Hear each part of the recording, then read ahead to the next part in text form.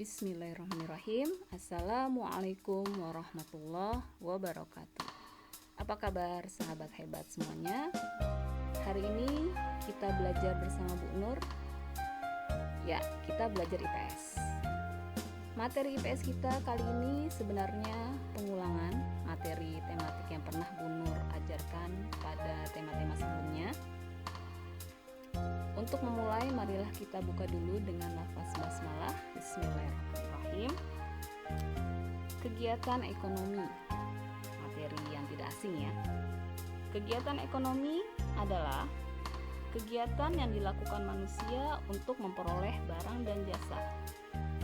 Atau dengan kata lain, kegiatan ekonomi kita lakukan untuk memenuhi kebutuhan hidup sehari-hari.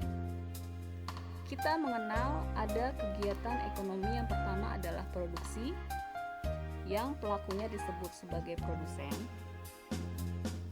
Kegiatan ini, kegiatan produksi atau biasa kita sebut sebagai kegiatan membuat atau menghasilkan barang dan jasa.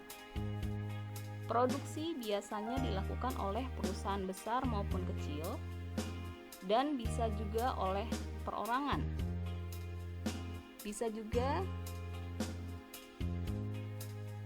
home industry gitu ya, pabrik-pabrik itu bisa kita kategorikan sebagai produksi. Berikutnya distribusi dengan pelakunya yang disebut sebagai distributor. Kegiatan ini merupakan kegiatan penyaluran barang, menyalurkan barang dari produsen ke konsumen. Penyaluran tersebut bisa dilakukan melalui para pedagang besar, pedagang kecil langsung kepada konsumen pasti, gitu ya. Atau bisa juga dilakukan dari produsen langsung kepada pedagang besar atau biasa kita kenal sebagai agen. Yang terakhir, kegiatannya disebut konsumsi dan pelakunya disebut sebagai konsumen, yaitu kita. Kegiatan ekonomi yang terakhir ini dilakukan oleh konsumen untuk memenuhi kebutuhan hidup sehari-hari atau hanya sekedar memenuhi keinginan saat itu. Bisa kita beli langsung kepada pedagangnya, gitu ya. Setiap manusia pasti pernah melakukan kegiatan ekonomi. Kegiatan ekonomi dilakukan untuk memenuhi kebutuhan hidup manusia. Next, silahkan disimak.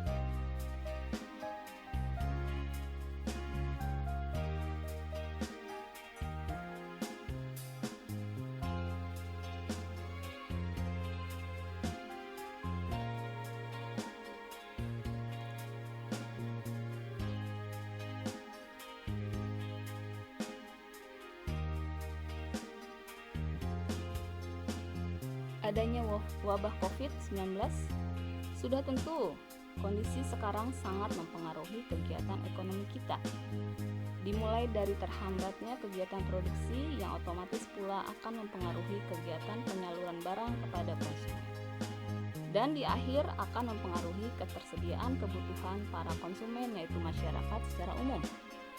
Salah satu faktor penghambatnya adalah adanya penurunan pendapatan terutama bagi masyarakat yang bekerja terikat aktivitas dengan manusia, misalnya transportasi, online, dan seterusnya. Seiring kemajuan teknologi, kita cukup terbantu, terutama dalam hal pemenuhan kebutuhan ekonomi yang dibutuhkan oleh kita, para konsumen.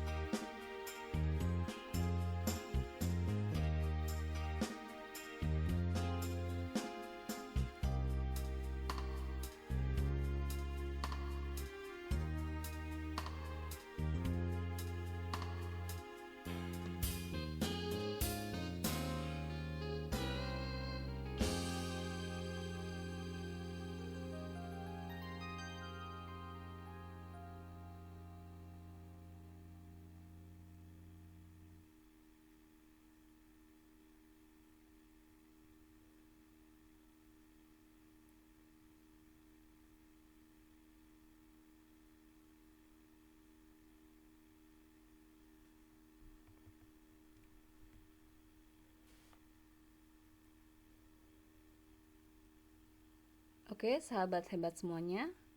Sekian untuk materi kita kali ini. Semoga kita bisa melewati keadaan ini. Bu Nur cukupkan. Sekian dan assalamualaikum.